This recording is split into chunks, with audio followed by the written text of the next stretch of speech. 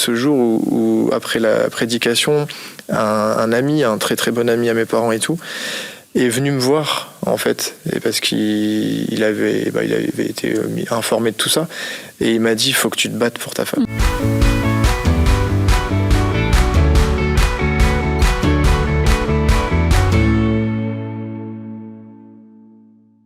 Bonjour tout le monde, je suis contente de vous retrouver aujourd'hui, ce vendredi, autour de la table pour un nouveau podcast à table avec Annabelle. Et on parle de restauration et on a en milieu de semaine, mercredi, découvert un témoignage, celui de Karen, qui a été restaurée dans son couple, mais aussi en tant que femme après un adultère. Et aujourd'hui, eh bien, nous avons décidé d'inviter son mari afin qu'il puisse aussi nous raconter son histoire, comment lui, il l'a vécu en tant que mari, en tant qu'homme, en tant qu'enfant de Dieu aussi, par quoi il est passé, comment est-ce qu'il a pu vivre ces temps de difficultés, parce que quelquefois on peut se dire la personne qui a été victime de l'adultère est celle qui souffre, mais c'est important aussi de savoir que s'est-il passé de l'autre côté et comment Dieu a-t-il pu intervenir avec cet homme, avec ce mari qui a commis quelque chose qui pour certaines peuvent sembler impardonnable, et pourtant Dieu a pardonné.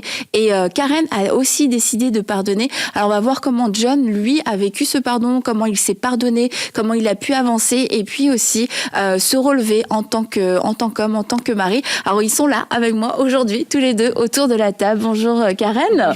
Bonjour John. Contente de t'avoir et de te prêter à cet exercice, entre guillemets, qui est pas forcément évident. Et comme je te le disais, Karen, avec les filles mercredi, merci d'accepter de partager cet épisode de votre vie et de pouvoir le mettre à la lumière, non pas pour l'exposer, pour faire du gossip, mais parce que ce sont des choses qui arrivent et quelquefois c'est un peu tabou ce genre de témoignage. Voilà, ça nous est arrivé, Dieu nous a relevés, mais on n'a pas envie d'en parler, et parce que je peux vraiment entièrement comprendre. Et d'un autre côté, aussi de pouvoir entendre des témoignages, comment on l'a vécu de l'intérieur, quand les portes sont fermées, quand personne ne nous entend, quand il y a plus que Dieu qui est notre seul témoin, de dire voilà ce qu'on a vécu et ce que les autres n'ont pas vu. Et on peut se sentir extrêmement seul dans ce genre de moments et de situations.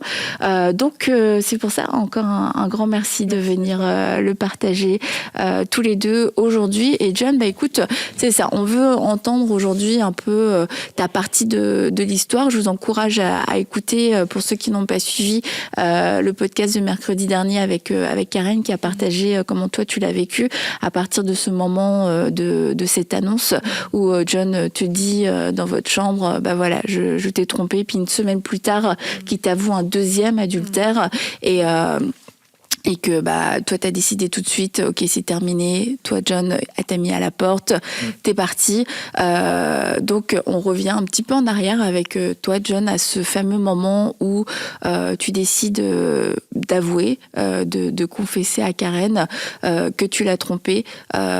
Donc, toi, comment ça se passe ? Oui, merci déjà pour l'accueil, on est honorés. Oui, du coup, moi, en fait, à ce moment-là, c'est très, très difficile pour moi. Mm-hmm. Rien que d'en parler, là, j'avoue que ça me reprend un petit peu dedans. Mais c'est vrai que, comme elle l'a pu le dire dans la dernière émission que vous avez fait, moi, en fait, je faisais des crises d'angoisse. Mm-hmm. Et c'est vrai que même moi... en fait, quand j'ai commis ces adultères du coup, et quelques temps après, j'ai commencé à faire des crises d'angoisse, mais j'avais même pas conscience en fait que c'était à cause de ça. Mm-hmm. En tout cas, à ce moment-là, j'en avais pas conscience. Et c'est vrai que j'étais dans un état, je lui disais, comme elle l'avait dit la dernière fois, où j'avais l'impression en fait que j'allais mourir. Mm-hmm. En fait, c'est ce qui m'a aussi. Enfin, je sais que c'est Dieu qui m'a pour nous aider, parce que lui il connaît toutes choses, qui m'a poussé en fait à le dire, parce qu'en fait moi j'avais une très très très peur de l'exprimer, de le révéler, et parce que pour moi j'allais tout perdre en fait, et j'avais pas envie, parce que malgré ce que j'avais fait, même si mes actes le montraient pas, je l'aimais, et en fait je savais que c'était la femme de ma vie en fait, et c'est vrai que c'était très très compliqué pour moi de le dire. Enfin, j'avais trop peur, et c'est pour ça que j'avais réussi à tenir pendant plusieurs mois à ne rien dire, en fait, à lui mentir, entre guillemets. Et c'est vrai que à ce jour-là, en fait, bah voilà, je savais que c'était le moment où Dieu avait décidé qu'il fallait que je le dise. Et tu savais que c'était Dieu qui avait décidé qu'il fallait que tu le dises, ou c'est parce que tu te sentais aussi extrêmement mal et que tu t'es dit je peux pas continuer comme ça? Bah, franchement, pour moi, c'était les deux. Okay. C'était les deux parce que il y avait un petit côté au fond de moi, mais très très enfoui par tout le reste, par la peur, qui me disait faut que tu le dises. De toute façon, il va falloir que tu l'assumes et que tu le révèles, et ça va aussi t'aider, ça va aussi te soulager, parce qu'en fait, c'est vrai que au moment où je lui ai dit, même si c'était dur, je m'en rappelle, j'étais à genoux auprès du lit, elle était assise sur le lit, et je tremblais et tout. Et en fait, au moment où je lui ai dit, c'est comme si on m'avait retiré un poids, mais d'une tonne, vraiment, que j'avais pas vraiment conscience de porter. Tu t'es senti bien, finalement, à ce moment-là, étonnamment. Étonnamment, voilà. Étonnamment, c'est comme si on m'avait retiré un poids, mais je peux pas, indescriptible. Vraiment indescriptible, je me sentais un peu plus léger, en fait. Et comment...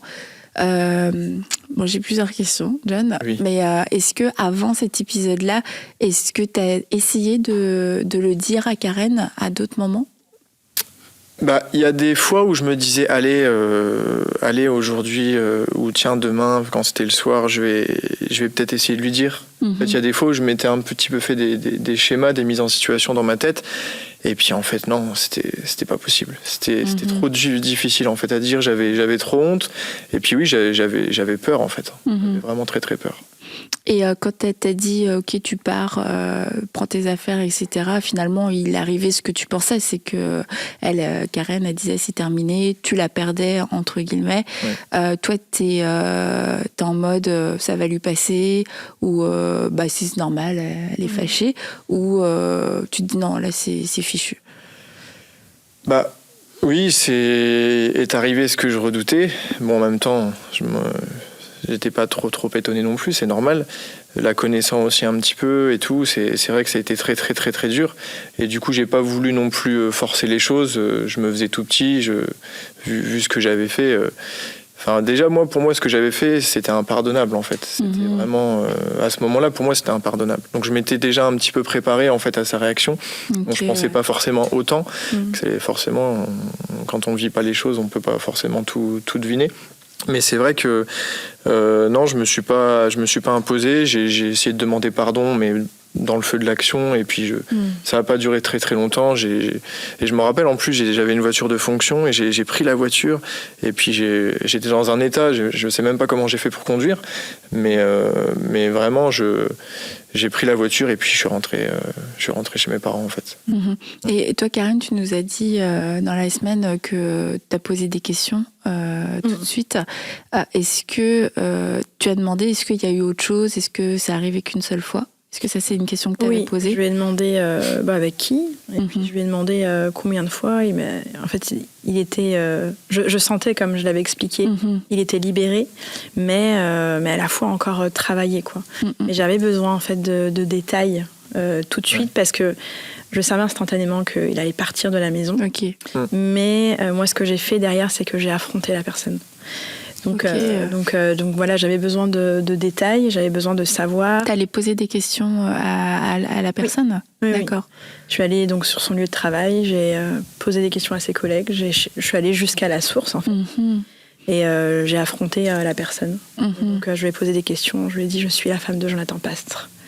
Et j'étais devant son bureau, mais j'avais besoin, en fait, de ça. Oui, d'affronter. Okay. Et toi, à ce moment-là, John, quand tu avoues, tu te dis pas j'ai qu'à dire les deux, tant qu'à faire, tant qu'à y être. En fait, moi j'étais complètement, de ce que je me souviens, perdu. J'étais vraiment encore, même si je l'avais dit, j'étais quand même soulagé d'une certaine manière. J'étais encore très tremblant et sous la peur, en fait. Et c'est vrai que ça s'est passé tellement vite, j'ai pas osé peut-être non plus dire tout de suite les détails, en fait, de ce qui s'était passé. Et est-ce qu'aujourd'hui, avec un peu de recul sur votre histoire, est-ce que tu te dis que, parce que il y a des personnes qui vont dire ouais, c'est arrivé comme ça, du jour au lendemain, j'ai pas vu le truc venir et tout. Bon, moi, ce que je dis souvent, c'est ça n'arrive pas. On se retrouve pas. Non, on se retrouve pas comme ça dans cette situation en une seconde. Et même si c'est pas passé beaucoup de temps, il y a tout le temps un moment où on dit oui à quelque chose où on aurait dû dire non. Mais en ce qui concerne, est-ce que tu t'es dit j'ai pas vu le truc venir, et puis ou alors tu avais déjà des alertes, des signaux qui te disaient attention John, t'es sur un chemin glissant? Oui. Non, comme tu dis, faut pas se cacher derrière ça parce que on le sait très très bien au fond de soi-même, même si des fois on se ment à soi-même ou on se voile la face. Et non, il y avait déjà eu des signaux en fait. C'est vrai que tout est allé très très vite, mais il y avait déjà eu des signaux que malheureusement j'ai pas forcément écoutés. Et puis en plus, pour resituer un petit peu le contexte, c'était comme vous en aviez parlé dans la précédente émission, c'était aussi à une soirée. En fait, c'était aussi mon pot de départ, en fait, pour être plus précis, c'était mon pot de départ. Et puis, je savais qu'il y avait certaines personnes qui étaient présentes, qui avaient des regards ou qui avaient des choses, je pense, en fait, en tête. Enfin, ça se sentait. Et même, il y avait des choses qui étaient assez claires. Et puis, ce qui n'a pas aidé non plus, c'est aussi avec l'alcool. Parce qu'en fait, j'ai pas été très sage non plus à ce moment-là au niveau de l'alcool. Et forcément, c'est des cocktails qui vont pas ensemble, en fait. Cocktails explosifs, donc... Et du coup, aujourd'hui, tu te dis, c'est quelque chose qui aurait pu... Est-ce que c'est quelque chose qui aurait pu être évité? Oui, c'est quelque chose qui aurait pu être évité. Là, tu trompes ta femme ce soir-là. Oui. Qu'est-ce que tu te dis? Pas forcément, sur le coup, après, on pense pas à ça. Tu vois, mais juste après, c'est terminé, tu rentres chez toi, tu vois ta femme, qu'est-ce que tu te dis? En plus, à ce moment-là, on s'est vus en fait entre-temps. Ouais, c'est ça le pire, c'est que quand je suis sorti de la boîte de nuit pour aller... c'était même pas forcément prévu, mais à la base je devais rentrer à la maison, et puis en fait il y a eu un échange par téléphone, et puis en fait on m'a dit viens, etc. Et en fait juste avant, on s'est croisés sur la route, et en fait elle m'a dit et puis elle a vu que j'étais dans un état un petit peu sobriété, et puis elle m'a dit mais tu devais venir m'aider, parce qu'en fait on devait se lever tôt pour aller quelque part pour un rendez-vous pro, etc. pour elle. Et puis en fait on s'est disputé, en fait elle m'a vu, elle a dit non mais laisse tomber, et puis elle m'a dit vas-y rentre à la maison, et puis en fait même ça n'a pas aidé, en fait ça a encore surenchéri dans le truc, vraiment dans je sais pas comment dire, dans cette sphère un petit peu là polluante, et en fait ça a empiré les choses, en fait. Ça a encore jeté de l'essence, en fait, sur le feu, entre guillemets, de la situation qui était déjà, entre guillemets, on pouvait encore l'éviter, mais elle était déjà lancée, la situation. Et donc, ouais, tu rentres, je sais pas, tu vois ta femme, ou quand tu la revois la première fois, après, qu'est-ce que tu te dis? Honteux. En fait, je me sens honteux. Mais bon, je me mens moi-même à ce moment-là. C'est directement, on essaie d'enfuir ça en fait au fond de nous, de dire que c'était qu'un cauchemar, en fait, c'était un mauvais rêve, et que ça s'est pas vraiment passé. Et en fait, j'ai essayé vraiment d'enfuir ça au fond de moi, et de dire allez, c'est pas, voilà, de demander aussi pardon à Dieu. Et puis de dire allez, on va pas tout foutre en l'air, entre guillemets, enfin pardon pour le mot peut-être, mais c'est un peu ça, et on va pas tout gâcher, et puis on va avancer, et puis allez, ça va aller de mieux en mieux. En fait, on essaie de vite passer à autre chose, en fait. Puis c'est surtout que le lendemain, il fallait aussi un peu faire bonne figure, parce que en fait j'organisais un shooting d'inspiration dans un château, etc. Donc il y avait toute une équipe qui était là, et c'était moi qui drivais. Et en fait, il faisait partie des modèles. Donc, donc c'était le lendemain où, en fait, moi, je me prépare, je me dis, allez, lève-toi maintenant, on part. Et en fait, on arrive là-bas, donc, et c'est là où je le vois un peu dans le vent. Je me dis, mais... Puis je remets ça sur le fait que, bon, c'était son pot de départ, il a bu, etc. Il a un peu bu, il est fatigué. Oui. Et en fait, il était absent. Il était physiquement, il était là, mais son esprit n'était pas là. Et il était très proche de moi, en fait, comme maintenant avec du recul, je me dis comme pour, il voulait en fait se faire pardonner. Donc il était très proche de moi, il m'aidait.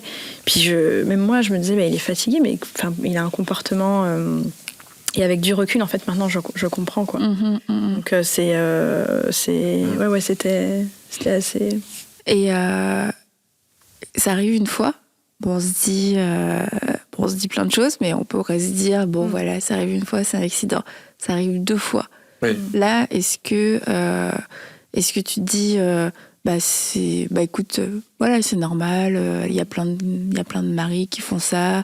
Est-ce que c'est encore un accident? Est-ce que ça devient un cycle, une habitude? En fait, oui, effectivement, normalement, ça arrive une fois, et enfin, ça devrait pas arriver, mais je veux dire, au bout d'une fois déjà de trop, ça devrait se stopper. Et en fait, non, je sais pas que c'est un accident, parce que ce serait mentir. C'est en fait, j'étais tellement dans le péché, c'est le mot. J'étais tellement dans ces choses-là. J'étais vraiment ancré et rentré dans ces choses-là que ça commençait à devenir limite, oui, c'était comme si j'allais commencer un cycle, comme tu dis, à des habitudes sales, en fait. Et en fait, je m'en suis voulu, j'étais honteux, mais en fait, je suis pas sorti de ça à ce moment-là, dès la première fois. Je suis resté dedans. Et en fait, tout ce qui est charnel, et puis même... ça s'est empiré. Voilà, ça s'est empiré, en fait. C'est vrai que ça s'est empiré, et puis à ce moment-là, je me suis pas repenti. Ouais. J'ai pas décidé vraiment de me repentir, j'ai juste demandé pardon, mais un peu trop facilement, quoi, trop rapidement. Et c'était ça dont je voulais parler aussi, parce que on se dit, vous étiez chrétien, mais de tout ce que tu partages, on se dit, est-ce qu'il était vraiment chrétien? C'est ça, ouais. Même ta soirée, tu vas en boîte, t'as trop bu, oui. Je demande pardon vite fait. C'est comment est ta relation avec Dieu à ce moment-là de ta vie? C'est vrai qu'on était vraiment chrétiens. Parce que c'est vrai que, en tout cas, on aime à ce moment-là, j'aime le Seigneur. On est même actif, dire dans la louange, tout ça. Mais au final, c'est contradictoire, oui, comme tu dis, parce que l'alcool, je veux dire, c'est tout l'inverse, c'est un peu le monde, entre guillemets. Et c'est vrai qu'il y a des choses, en fait, on pourra peut-être en parler après, mais il y a des choses, en fait, qu'on a laissé et que j'ai laissé rentrer dans notre mariage qui n'aurait pas dû être, en fait. Et qui je pensais, étant fiancé ou même avant qu'on se marie, qui allait se solutionner dans le mariage. Par exemple, tout ce qui est sexualité, tout ça, qui allait non, j'aurais plus besoin d'aller regarder des choses ou de faire certaines choses parce que je vais avoir des rapports sexuels avec ma femme. Et en fait, non. Il y a des choses qu'on ne doit pas laisser rentrer, en fait, dans Et ça, c'est quelque chose que tu savais avant de te marier, qu'il avait des défis avec la pornographie et autres? Alors nous, on avait pris un temps où on avait posé les choses. On n'avait pas évoqué la pornographie, mais je sais qu'il avait eu des relations. Enfin voilà, il avait connu des femmes et tout. On avait tout mis au clair dans sa vie, un peu de célibataire là où il vivait. Il sortait, etc. Et c'est vrai qu'en fait, à ce moment-là, ça a été très naïf de notre part. De se dire, on va entrer dans le mariage, on s'est tout dit. Et en fait, ça va tout solutionner, quoi. Et ça a été très naïf de notre part, parce qu'en fait, il est rentré dans le mariage avec des bagages déjà bien remplis. Oui. Donc, pour affronter, nos bagages, à deux, ça a été beaucoup plus compliqué et ça a explosé. Ouais. Quoi. Mais je rebondis sur ce que tu dis, parce que on ne s'est pas vraiment tout dit, du coup. On ne s'est pas vraiment tout dit, parce qu'on a dit quand même pas mal de choses en surface, mais moi, j'étais pas forcément rentré dans les détails. Parce que, de façon volontaire. Voilà, de façon volontaire, parce que je voulais pas non plus trop la faire peur, la brusquer, dire, oh là, avec qui elle va être, je suis tombé avec quel genre de gars. Et c'est vrai que, pour être très honnête et transparent, à ce moment-là, quand on s'est rencontrés, moi, je vivais seul. Vraiment tout seul dans mon appartement avec mon travail et tout, et sincèrement je menais pas une vie glorieuse, je menais vraiment une vie où je connaissais le Seigneur, je me disais en tout cas aimer le Seigneur, mais ma vie le montrait pas forcément, mais j'étais un peu ce qu'on dit souvent dans le jargon, un chrétien du dimanche, parce qu'en fait le week-end de temps en temps je rentrais chez mes parents, je portais mon masque de petit Jonathan chrétien qui est né dans l'église, entre guillemets, qui sert aussi dans la louange, à la batterie, etc. Et puis la semaine, je reprenais ma vie, mais vraiment tout dans le sens inverse vraiment de ces choses-là. Et je pense que c'est quand même important aussi de le souligner, parce que c'est ce qui peut créer aussi beaucoup de confusion quand on vit un adultère dans un couple chrétien, c'est de se dire mais Dieu, t'étais où? Dieu était là, mais toi, où est-ce que t'étais par rapport à Dieu? Puis tu vois, de comprendre que t'étais pas embrasé, tu vois, non plus. Oui, Jésus, tu connaissais Jésus, mais il semblerait que Jésus n'était pas ton Seigneur au point où tu t'avais tout délaissé et que t'étais en train de d'essayer de tout combiner dans une vie, y compris une vie chrétienne, un mariage, mais en même temps tout un tas de choses, de péchés, de chair, etc., qui font qu'il y avait beaucoup de portes ouvertes. Et je veux dire, ça explique et ça évite aussi un petit peu, encore une fois, ce mythe. Tu sais, ça arrive du jour au lendemain, c'est un esprit qui te saisit. Non, il y a des portes qui sont ouvertes, il y a des choses qui sont déjà installées. Et puis, comme tu l'as dit, tu vois, le fait de l'avoir fait une fois, c'est comme ça.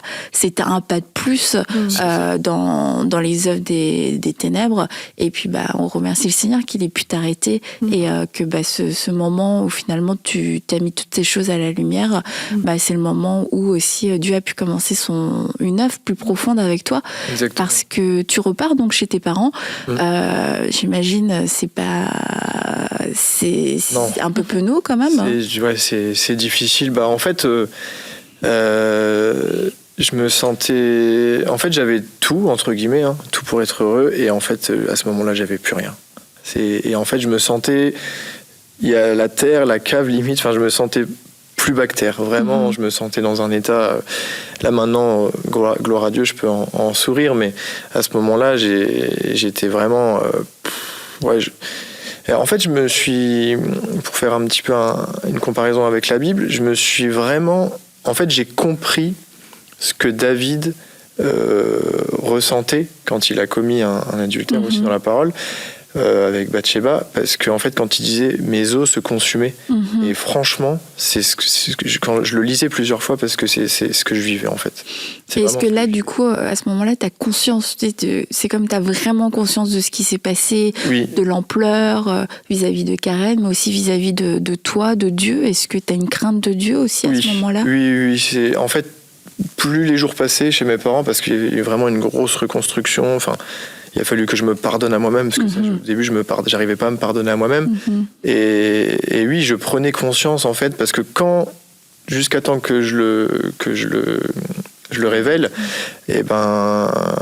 en fait, j'étais aveuglé, en fait. J'étais vraiment aveuglé par tout ça, par mon péché, par cette addiction, parce que c'était le cas. Et vraiment, je prenais pas du tout conscience vraiment de l'ampleur des conséquences, en fait. Et là, ensuite, quand je suis rentré chez papa-maman, c'est le cas de le dire, là, j'ai pris conscience des conséquences. Je les ai vécues, je me les suis pris en plein fouet, en fait. Et là, c'était vraiment très, très, très difficile. J'ai refait, d'ailleurs, juste après... pas des crises d'angoisse, mais un peu tout comme... Je savais que ça m'avait libéré, mais vu qu'il fallait vraiment que je lâche les choses, et il y avait encore des choses lourdes, parce que je les avais pas encore vraiment déclarées à Dieu, en fait. J'avais pas vraiment encore demandé pardon à Dieu, donc il fallait que je rentre dans cette étape, en fait, de repentance, parce que c'est une réelle étape.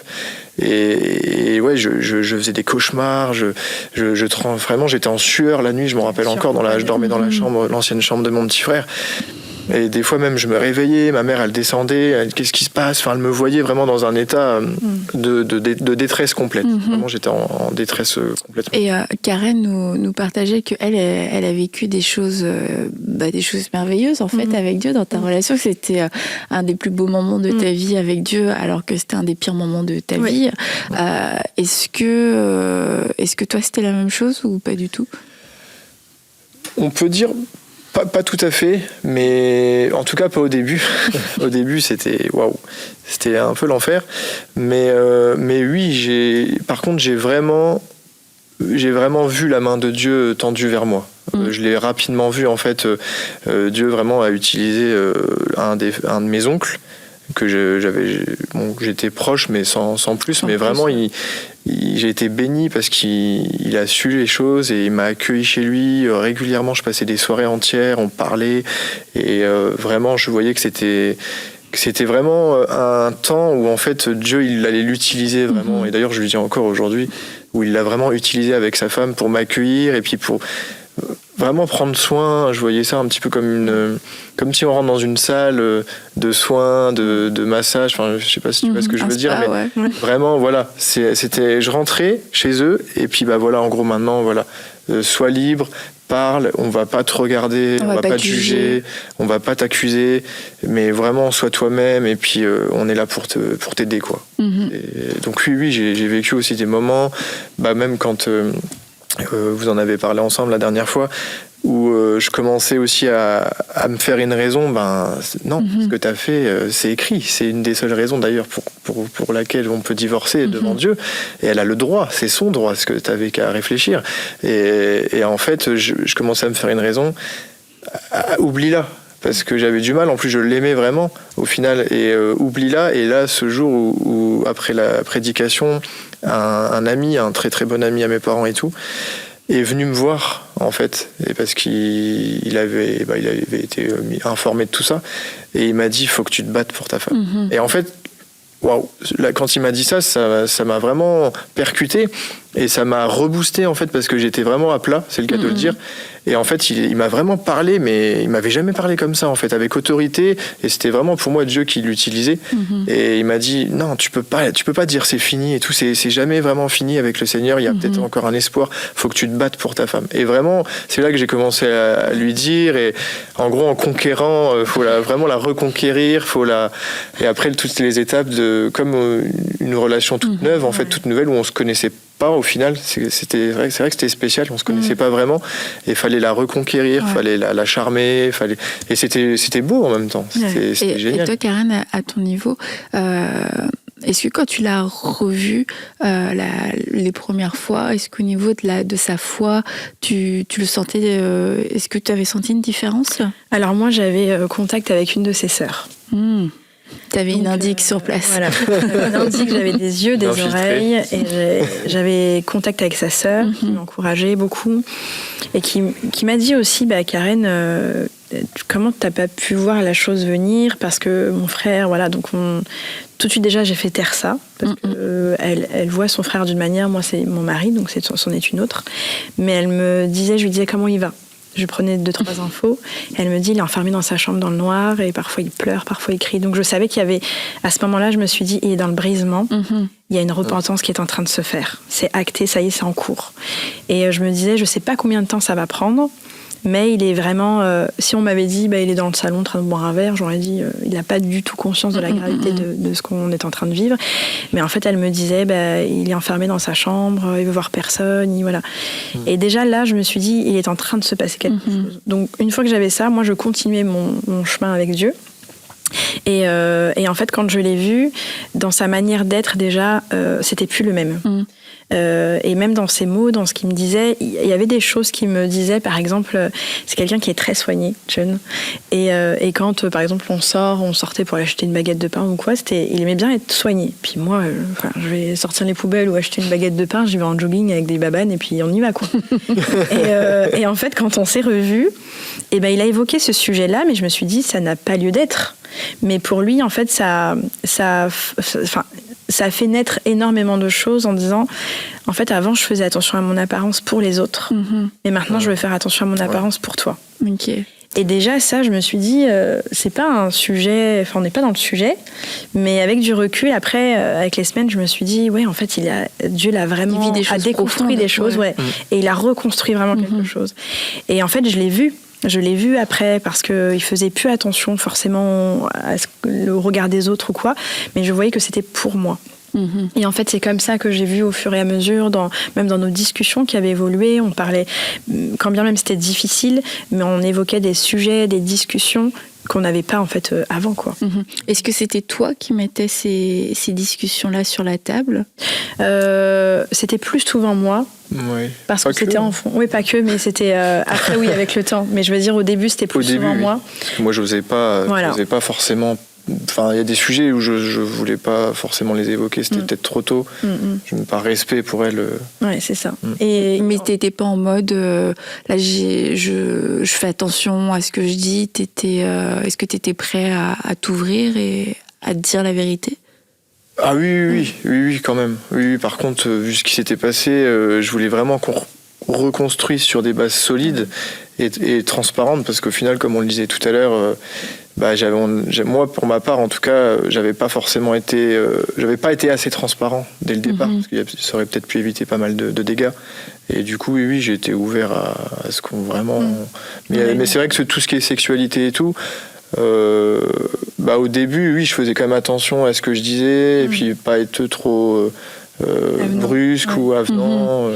Mais d'ailleurs, on a demandé à Rachel, on en a parlé de Rachel mercredi ensemble, on lui a demandé quand et comment est-ce qu'on peut reprendre une sexualité après avoir vécu un adultère, parce que c'est une grande question qui se pose. Et puis quand on est dans un processus de réconciliation et de restauration, il y a cette reprise aussi de l'intimité qui peut être quelque chose d'extrêmement douloureux, délicat, parce que comme tu le disais mercredi, c'est un corps qui a été touché par quelqu'un d'autre, qui a vécu autre chose, et il peut y avoir toute cette dualité, je veux mais je peux pas, je peux mais je ne veux pas. Et du coup on a posé la question à Rachel. Bonjour Annabelle et toute l'équipe, je suis ravie de vous retrouver pour un sujet pas si simple que ça cette fois-ci. Donc comment reprendre une sexualité quand on a subi un adultère, et puis c'est madame dans notre situation qui va avoir subi l'adultère. C'est vrai que c'est difficile parce que quand on subit un adultère, quand son conjoint commet un adultère, eh bien beaucoup de choses sont remises en question à l'intérieur de nous. Donc je vais faire rapidement une petite évaluation et des petits conseils pour les étapes qui vont permettre de guérir et reprendre une sexualité avec son conjoint. Bien entendu, comme toujours dans ces cas-là, on va faire attention, on va regarder, vérifier qu'on ne soit pas dans une situation dangereuse. Ça va peut-être vous surprendre et peut-être vous choquer, mais bien sûr, la première chose à faire, c'est si la situation se présente, peut-être faire des tests médicaux avant de reprendre une sexualité. Il faut qu'on s'assure de la situation, de la santé du conjoint. S'il y a eu adultère complet, ça vaut le coup d'aller voir un médecin et de demander des tests. On vérifie s'il y a des maladies sexuellement transmissibles qui se retrouvent dans le paysage du couple. Ensuite, évidemment, madame va devoir pardonner. Que monsieur change, que monsieur se repente, que monsieur décide d'être aidé ou pas, je te conseille, madame, de pardonner pour que toi, tu sois libre. Donc, prends le temps d'analyser ce qui s'est passé. Donne-toi quelques jours avant de passer à l'étape du pardon pour que tu aies le temps de réaliser les dégâts qui sont liés à ce que tu viens de subir. Le pardon, c'est le chemin obligatoire de la guérison. Donc, c'est pour toi que tu le fais. Entre Dieu et toi, bien entendu. Et puis ensuite, il va falloir passer à la reconstruction. Pardon ne veut pas dire réconciliation automatique. On pardonne pour notre relation avec Dieu, puis ensuite on continue sur le chemin de réconciliation si il y a matière, évidemment. Est-ce que monsieur est repentant? Est-ce que monsieur veut apprendre à fonctionner différemment et reconstruire? Il y a tout un travail de confiance, de pouvoir regagner la confiance qui va se mettre en place avec le contrat de confiance. Vous nous avez déjà entendu en parler. Prenez le temps de réfléchir à cela, de donner une zone de temps où le mari va pouvoir regagner la confiance de madame. Et puis ensuite, on va se retrouver à l'étape de quand est-ce qu'on reprend sa sexualité avec son conjoint. Quand on a pardonné, on est sûr qu'on est clean au niveau de la santé, la confiance est rétablie, à un moment donné, il va être important de repasser le pas. Et la première étape pour reprendre une sexualité va dépendre de comment tu te sens. Si jamais c'est toi qui es dans cette situation, ou de comment madame se sent en fait. Il y a plusieurs situations. Il arrive que la dame, l'épouse, ait envie de reconquérir la sexualité et donc va être très en demande à l'initiation. Elle va avoir un désir qui augmente de son mari, comme si elle voulait reprendre le terrain en fait qui lui a été volé. C'est une bonne attitude. C'est une bonne attitude. Donc si jamais c'est ce que tu ressens, ne te dis pas mais qu'est-ce qui m'arrive? J'ai perdu la tête ou quoi? C'est très classique, très normal que l'épouse ait envie de reprendre le terrain qui est le corps de son mari. Donc n'hésite pas, une fois que le pardon a été mis en place, la reconstruction de la confiance a été mise en place, vous êtes dans une bonne situation pour prendre un nouveau départ avec ton conjoint. Si tu as du désir au niveau de ta sexualité, tu peux initier, c'est très classique, pour que la femme puisse passer à l'étape de reconstruire. Et puis il y a des femmes qui vont être hantées par les souvenirs et se dire je vais pas y aller, il va y avoir la comparaison, etc. Donc là c'est un combat dans tes pensées. Ne pose pas de questions infinies parce qu'elles seront indéfinies et en fait tu n'auras jamais assez de réponses. Donc si tu sens que tu es par rapport à la reprise de la sexualité dans un combat à l'intérieur de toi, en te disant est-ce que il va y avoir une comparaison et comment ça s'est passé avec l'autre ou les autres, mets cela de côté. Décide de tourner la page à ce niveau-là pour que tu puisses avoir une page neuve pour ta sexualité. Et peut-être que ça vaut le coup de réapprendre, en fait. Changer le lit, changer le contexte, changer le paysage de votre sexualité pour que tu puisses redémarrer une sexualité avec ton conjoint. À ton rythme, comme tu le souhaites, prends le lead ici. C'est l'épouse, je conseille à ce que ce soit l'épouse qui prenne le lead de la sexualité pour que ça n'aille pas plus vite, ni moins vite que ce qu'elle souhaite. Mais ressaute dans le bain en fait. Ressaute dans le bain parce que tu as besoin de cette protection spirituelle avec ton conjoint et vous avez besoin de reconquérir le terrain qui vous a été volé par cette situation d'adultère. Reconstruire une sexualité est possible. Dieu est de ton côté, Dieu est du côté du couple toujours. Tu peux guérir et de très nombreux couples ont dépassé ces situations tellement douloureuses et ont reconstruit une sexualité bien plus épanouie qu'avant. Donc tu peux sortir gagnante avec ton mari de cette situation difficile parce que Dieu est de ton côté. Bon courage. Yeah, c'est exactement ça. C'est vraiment ce qu'on a vécu en fait. Nous à ce moment-là, on a la première chose qu'on a fait, c'est faire des tests médicaux. Pour voir s'il y avait des infections ou autres. Ensuite, ça a été le pardon, comme l'a dit Rachel. Se pardonner déjà soi-même et en fait, moi d'abord pour ma relation avec Dieu. Et une fois qu'on est arrivé avec cette deuxième étape, il y avait aussi tout ce qu'on disait tout à l'heure dans notre couple de séduction, enfin voilà, comme les débuts d'une relation, de se reconquérir. Et forcément, ça crée aussi des envies. Et à ce moment-là, quand ça crée des envies, on se retrouve dans ce temps d'intimité où on se dit, ok, maintenant il faut sauter le pas. Et je me souviens où là-dessus, c'est vrai que John il disait, c'est à ton rythme, Kat. Tu me dis si ça va trop vite, si tu ne veux pas. Et en fait, instantanément, moi, quand j'avais des pensées, on s'était dit un truc, c'est qu'on se le dit tout de suite. Donc, quand j'avais des pensées, et puis il me connaissait dans mes réactions de visage ou quoi, même physiquement, et on s'arrêtait ou on priait tout de suite parce que j'étais en train de combattre dans mes pensées aussi. Et on y est allé tout doucement. Et comme le disait tout à l'heure Rachel dans la vidéo, c'est qu'en fait, c'était un peu moi qui lidais parce que c'était en fonction aussi de mes blessures en fait, et de comment j'avançais. Et moi, je conseille aussi à toutes les femmes de ne pas stagner, comme elle le dit Rachel, mais de faire un pas, vraiment d'avancer. Et au fur et à mesure de la marche, en fait, Dieu restaure et Dieu guérit. Et ça, c'est hyper important en fait. Donc, et d'ailleurs, j'en profite pour dire que Rachel et Eric avaient fait toute une série sur l'adultère dans Paroles de femmes et il y avait eu c'est ça, toute une série, toute une semaine sur qu'est-ce que l'adultère, quelles sont les options face à l'adultère, comment éviter l'adultère, etc. Donc je vous recommande de pouvoir suivre cette série même si vous n'avez pas vécu ça d'ailleurs, parce que ils ont donné énormément de clés et de conseils qui nous permettent aussi de pouvoir mieux comprendre peut-être un couple, parce qu'on l'a vu dans votre cas, comme tu l'as expliqué, ça a des répercussions aussi sur l'entourage, et puis je pense qu'en tant qu'entourage, c'est bien de recevoir cette information-là. Et donc aujourd'hui, ça fait donc plusieurs années. Toi, John, comment aujourd'hui tu te sens dans ta position de mari? Est-ce que tu te sens légitime, ou est-ce que il y a encore des choses qui reviennent? J'ai fait ça dans le passé.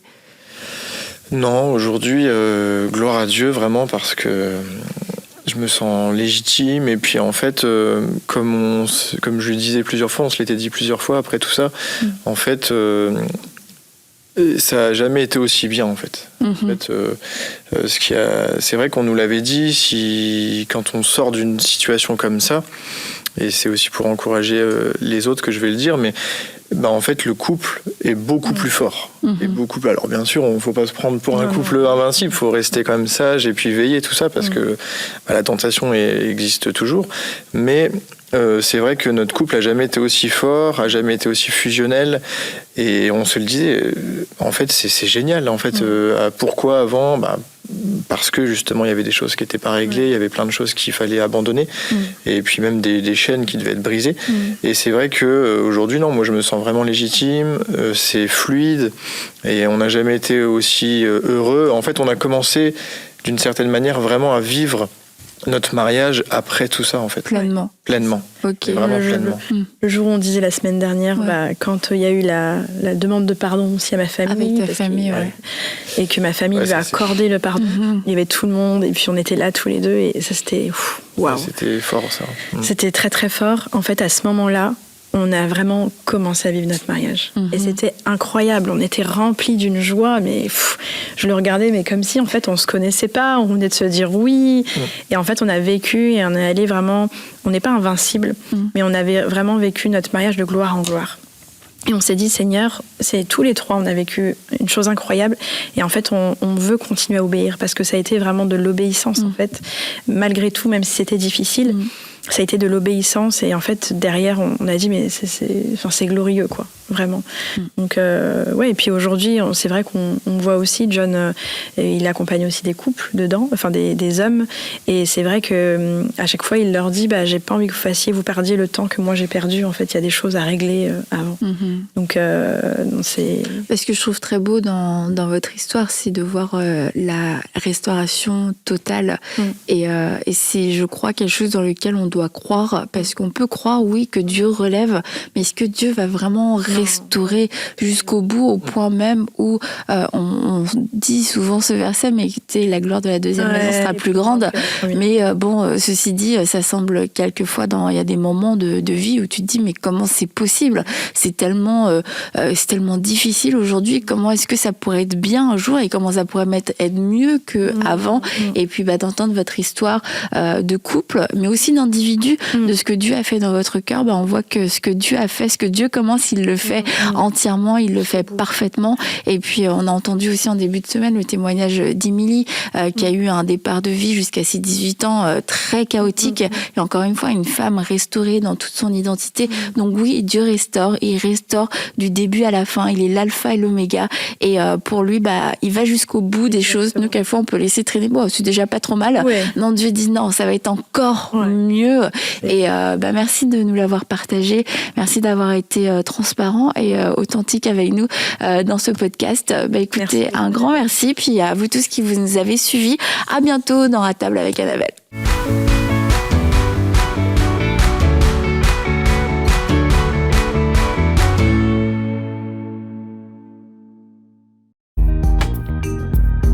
Merci à tous nos précieux partenaires, grâce auxquels cette émission a pu être réalisée. Vous aussi, rejoignez la grande famille des partenaires d'EMCI TV en faisant un don sur emcitv.com/don.